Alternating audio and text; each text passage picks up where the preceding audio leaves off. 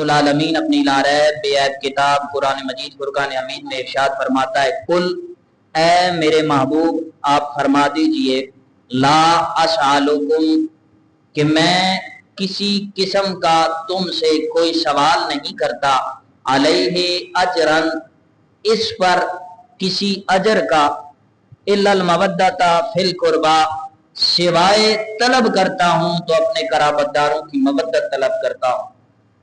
یہ آیہ کریمہ بالکل واضح الفاظ سے قرآن مجید فرقان حمید کے اندر موجود ہے، اور اس آیہ کریمہ یا یہ آیہ کریمہ اس بات کی مصداق ہے کہ جو لوگ یہ اعتراض کرتے ہیں کہ بھائی حسین کا ذکر قرآن میں کہاں ہے، نبی کی آل کا ذکر قرآن میں کہاں ہے، حضرت حسن کا ذکر قرآن میں کہاں ہے، تو قرآن میں واضح الفاظ میں آیات بینات موجود ہیں۔ کہیں اللہ اپنے محبوب کی اولاد کو مخاطب کرتا ہے، اپنے محبوب کو مخاطب کرتا ہے اور مخاطب کر کے کہتا ہے انما یرید اللہ لیذھب عنکم الرجس اہل البیت، اے نبی کے گھر والو رب تو تم سے چاہتا ہے ہر قسم کی پلیتی کو دور کرنا۔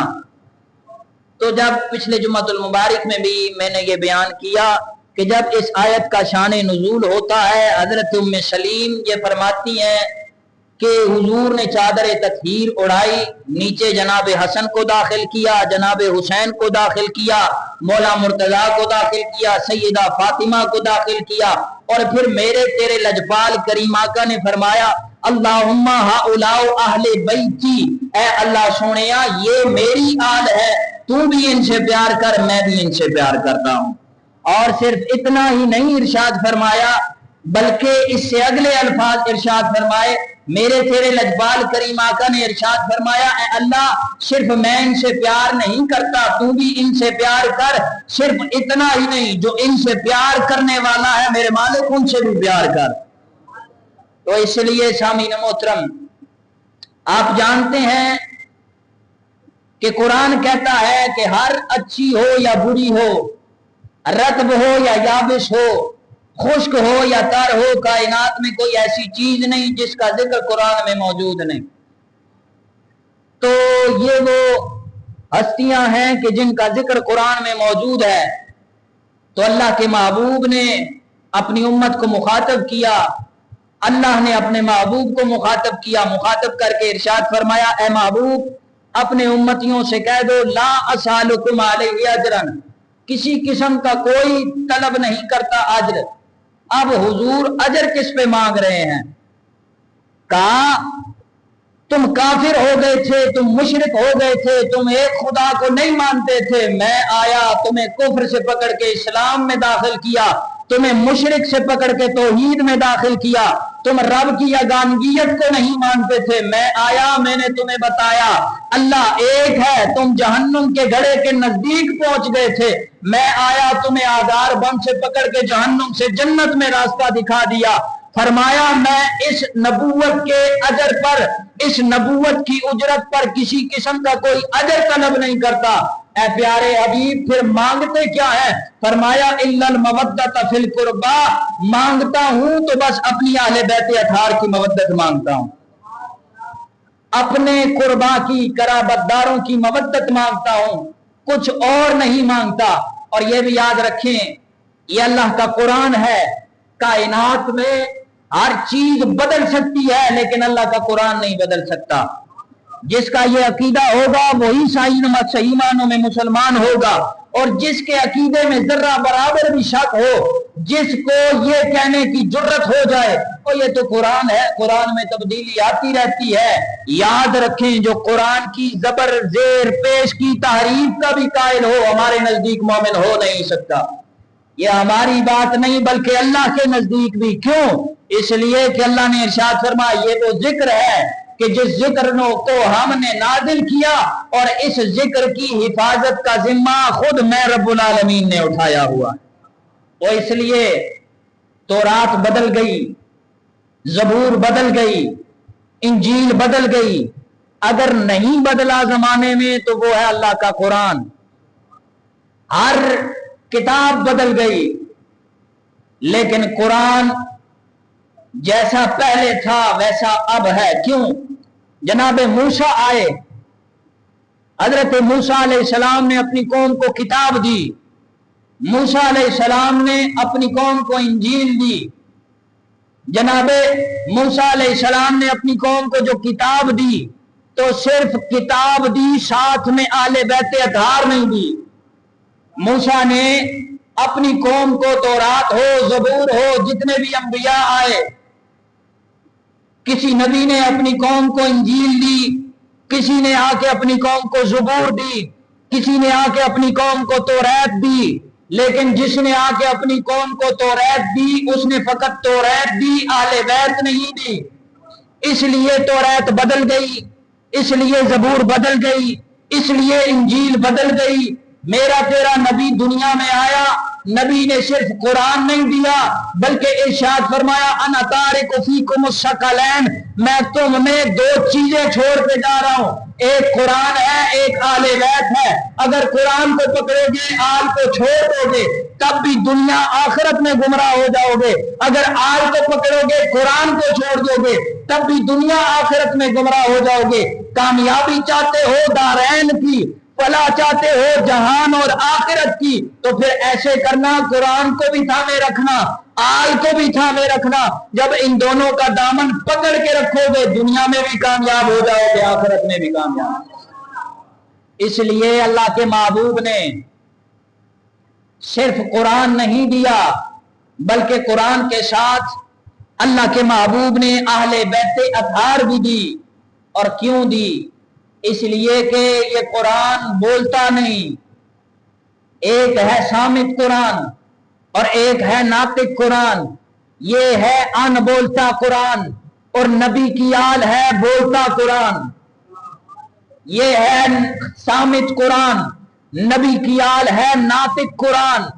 یہ ہے خاموش قرآن، نبی کی آل ہے بولتا ہوا قرآن.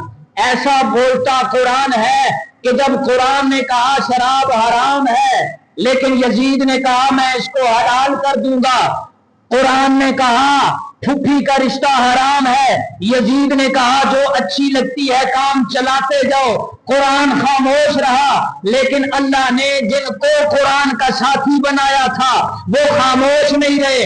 انہوں نے بتا دیا کائنات والوں کو وہ بولتا قرآن اور ہوتا ہے، خاموش قرآن اور ہوتا ہے. خاموش قرآن مسجد نبوی میں پڑا رہے، لیکن ناطق قرآن وہ ہوتا ہے جو کربلا کا میدان سجا لیتا ہے، نیزے کی نوک پہ چڑھ جاتا ہے. یزید جیسے لعین کو للکار کے کہتا ہے تو قرآن کو چیلنج کر سکتا ہے، کر لے. لیکن قرآن خاموش بھی رہا. نبی کی آل بیت اطہار کا قرآن سے ایسا رابطہ ہے، ایسا واسطہ ہے، قرآن خاموش رہ سکتا ہے، نبی کی آل خاموش نہیں رہ سکتی.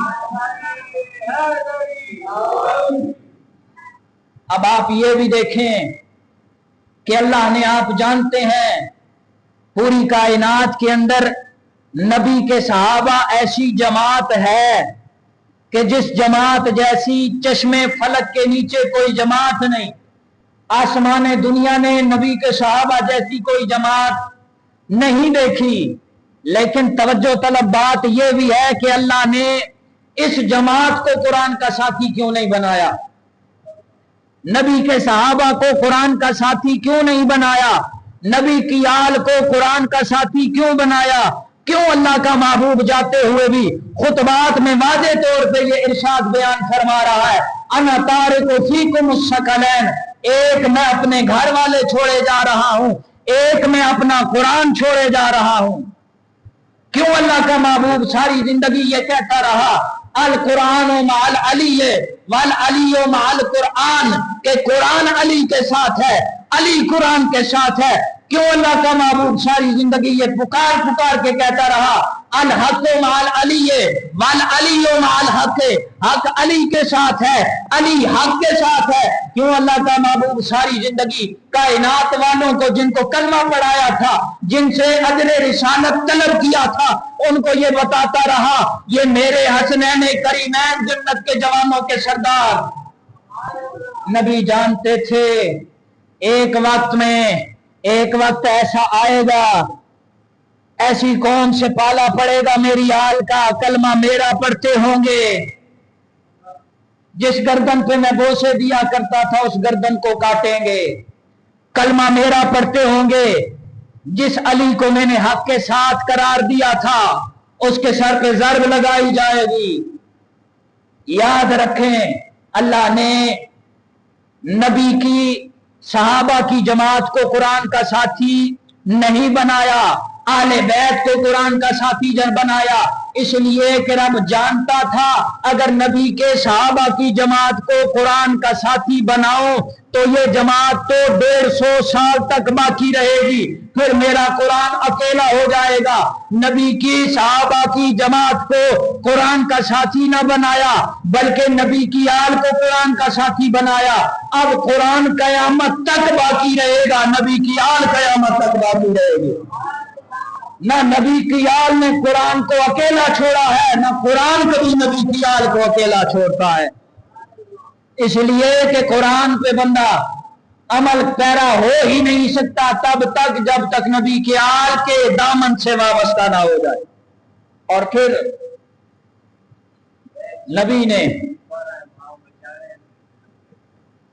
نبی نے ہم سے اجر رسالت طلب کیا تھا۔ نبی نے کیا کہا؟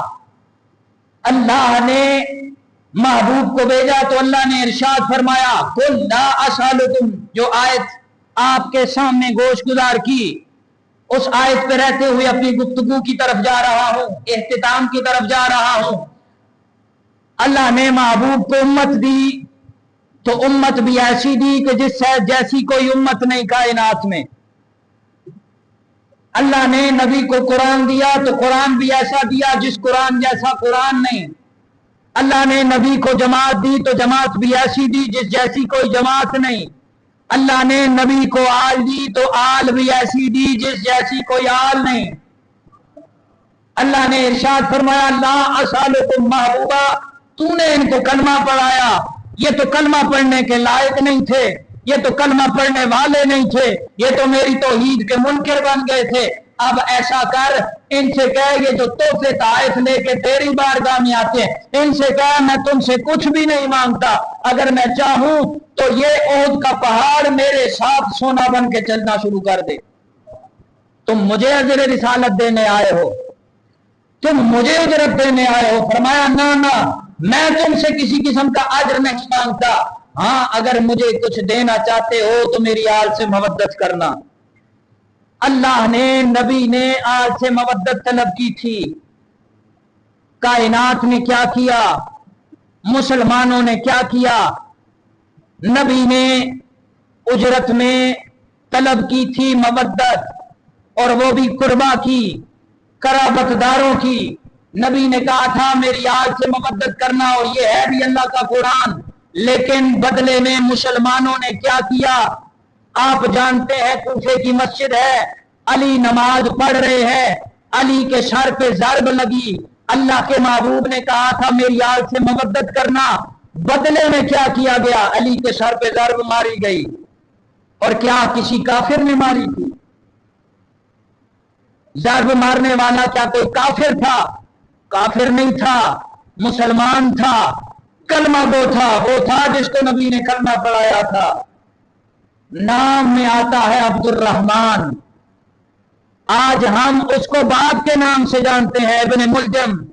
یہ بھی تاریخ کے ساتھ بڑی زیادتی کی گئی ہے، اس ملت کے امت کے نوجوانوں سے بڑی زیادتی کی گئی ہے۔ نبی کی آل پہ جنہوں نے ظلم کیا، نبی کے آل کے جو دشمن تھے ان کو اپنے ناموں سے نہیں پہچانا جاتا، ان کے باپوں کے ناموں سے پہچانا جاتا ہے۔ کیوں؟ اس لیے کہ امت کو پتہ نہ چل جائے مسلمانوں نے نبی کی آل پہ ظلم کیا۔